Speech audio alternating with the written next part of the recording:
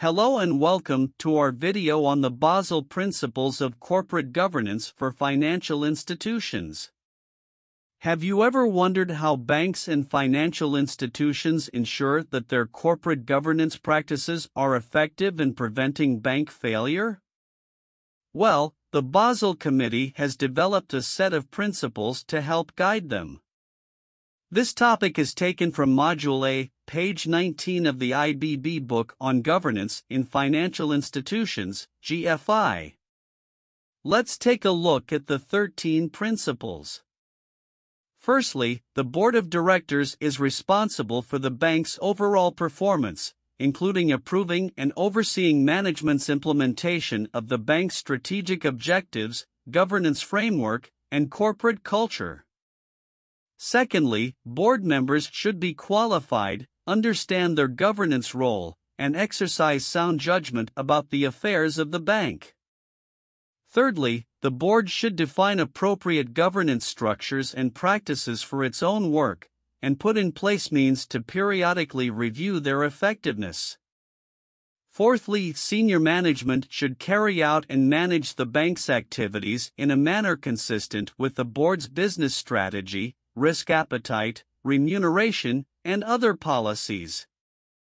Fifthly, the board of the parent company has overall responsibility for the group and ensuring the establishment and operation of a clear governance framework appropriate to the structure, business, and risks of the group and its entities. Sixthly, banks should have an effective independent risk management function under the direction of a chief risk officer, with sufficient stature, independence, resources, and access to the board. Seventhly, risk should be identified, monitored, and controlled on an ongoing basis, and the sophistication of the bank's risk management infrastructure should keep pace with changes in the risk profile and external risk landscape. Eighthly, robust communication within the bank about risk is essential for an effective risk governance framework. Ninthly, the bank's board of directors is responsible for overseeing the management of the bank's compliance risk, including the establishment of a compliance function and approval of policies and processes for identifying, assessing, monitoring, and reporting compliance risk.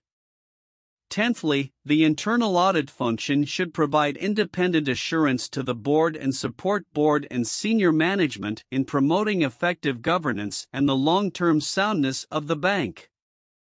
11thly, the bank's remuneration structure should support sound corporate governance and risk management.